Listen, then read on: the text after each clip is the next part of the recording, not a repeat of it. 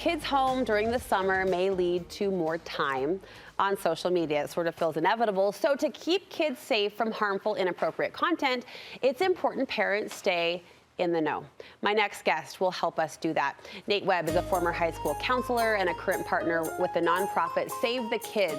It's a platform dedicated to helping parents raise resilient children in a tech-heavy world. It's great to meet you, Nate. Grateful for your voice and the work that you do and the expertise you're bringing to this topic and to the table today. Thanks for being here. Thanks so much for having me. So you believe parents need to know what's on their kids' algorithm. And I always try to avoid the obvious questions, but I do feel it's worthy to define algorithm. Right. We sort of toss it out there. Right. How do you define that or teach parents what that is? I mean, it is kind of a nerdy definition. The algorithm is just a bunch of code that predicts digital behavior. It says, I think you're going to want to look at this type of content. History has shown that your demographic of person has looked at this type of content, so I'm going to show you more of that type of content. It's like guesswork. It's like, here's what I think you're going to like or what I think you'll be interested in. Based off of all the other people your age and your demographic, I think this is what you're going to like the most. It's sort of frustrating when you start to think about it, because we were talking during the commercial break, it really does control the messages to some extent that comes into your world 100%. and into your realm. So what are social media algorithms showing our kids? Well, it's odd because it's very specific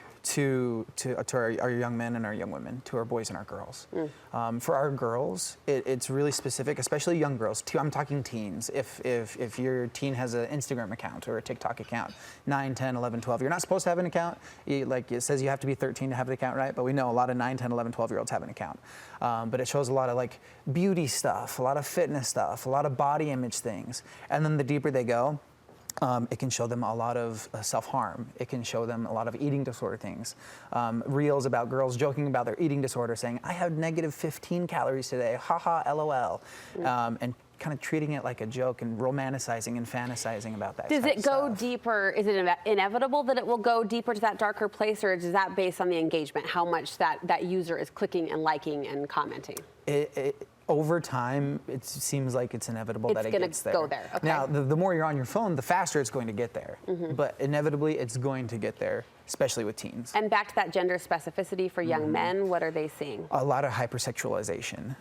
And even if it's not in the content itself, the ads on Instagram. If you're going through stories, every now and then you get an ad. You'll see ads about weird apps with like cartoon role game playing, about like doing sexual acts with cartoon characters, and just like things that make you feel really icky as an adult being thrown at our young men. Who can't process it in the same... Right, well, they're curious, and so they linger. And the longer they linger, the more it tells the algorithm, I want to see it more, because I watched it more. You say Snapchat in particular warrants caution. Yes, because you hate Snapchat. I hate it so much, I'll be honest, because my saying is, where children play, predators prey.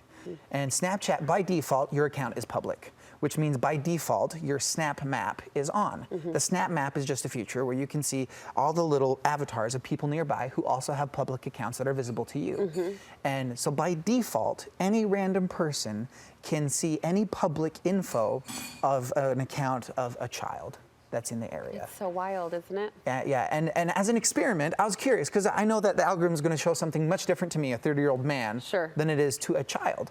And so I'm like, okay, I made a fake account.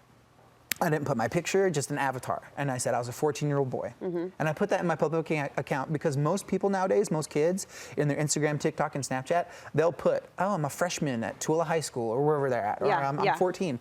And so I made an account, and I put I was 14, and within the hour, people were sending me nude photos and asking me to send them nude photos. And you didn't click or subscribe? Strangers, nothing, nothing. Just randos popping up in my snaps. How do you feel really quickly about YouTube Kids?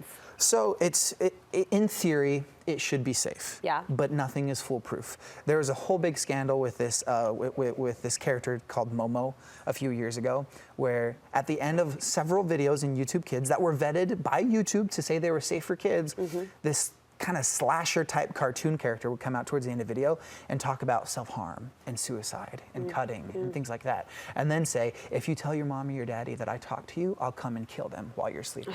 And so moms and dads were like, why are you so scared of this character? And that all happened on YouTube Kids. And so I'm not going to condemn YouTube Kids, but I'm going to say, if you're going to plop your kids in front of any type of screen, you need to be able to supervise.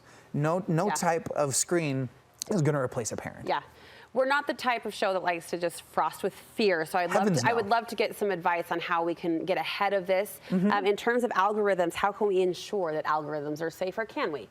I mean, you can do small things like for us and our kids, get your kids off social media.